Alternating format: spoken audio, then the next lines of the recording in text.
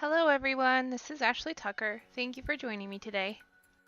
For today's video I have a very simple card design with some Distress Oxide ink blending. I started out by taping down this piece of Canson watercolor paper to my mat. I just used some painter's tape to do that. And I'm going to blend these three colors of Distress Oxide ink in like a diagonal direction. The colors that I used here are Fired Brick, Fossilized Amber, and Broken China.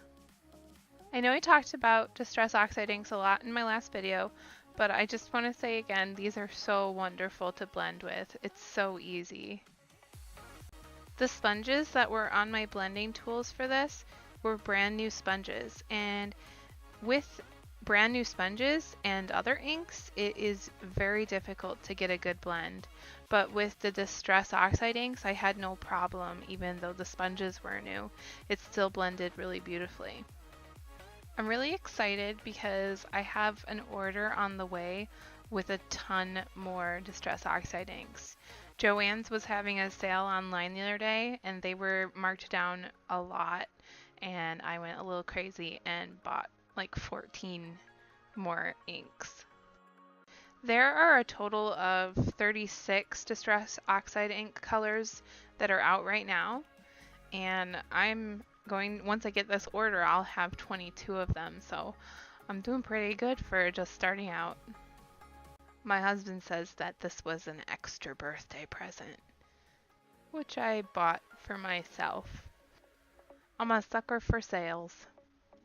So once I had this background blended, which took like no time at all, it's weird because I'm used to these backgrounds taking a little while to do, but with these inks, they're so quick. I love it. But anyway, so I cut it down to card size. I wanted it to cover the whole background and for there not to be a border at all. So I cut it down to 4 1/4 by 5 1/2. Which is an A2 card size. I pretty much do all of my cards that size.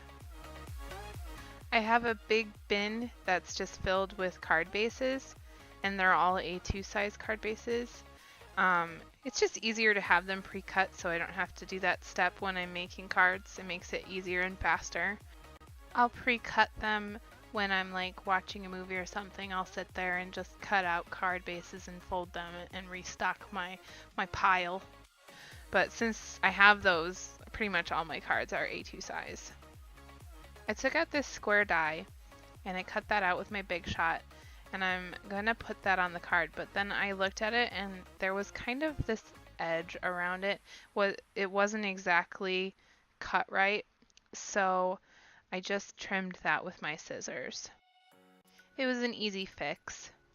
Next, I pulled out the dies that came in my Hero Arts kit. This is the March 2018 Hero Arts kit.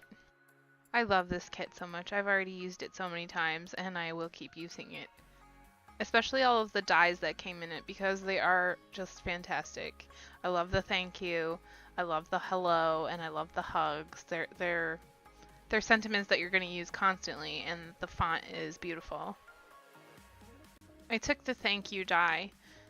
It's actually 2 dies, but I took that and I die cut that out of black paper, and I'm going to use my Tombow glue to glue it to this little square.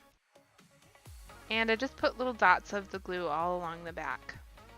These 2 words are very thin. The dies are very thin, so there's not a whole lot of space for the adhesive, but if you put little tiny dots, that works just fine. I adhered those right down to the square, and there's going to be some parts of the words that hang off the side, but that's fine. That's actually what I was going for here. I kind of liked the look of that. I popped up this square with some Scotch foam tape right in the upper corner there. The next thing I did was I took out one of my yellow Stampin' Up markers. I'm not exactly sure what color this is off the top of my head. I'm going to have to go look, and I'll make sure it's in the description below. But honestly, it's probably one of their retired colors. Stampin' Up! Doesn't keep colors for very long, and so this marker is a little bit older, so it's probably not available anymore. But honestly, you could use any yellow fine tip marker or pen to do this. You could even use those Papermate pens that you know they have like they come in a pack with tons of different colors in them. You could use one of those to do this. I went over all of the sentiment with my Wink of Stella brush.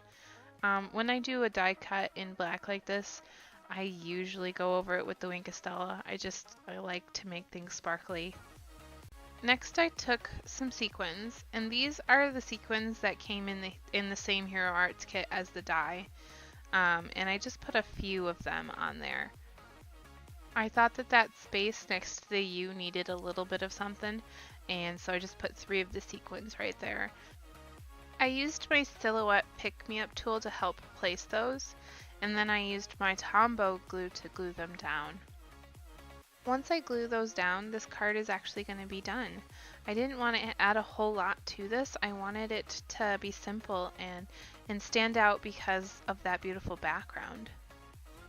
Thank you for watching today. I hope you really enjoyed this video. All of the supplies used in this video can be found in the description down below.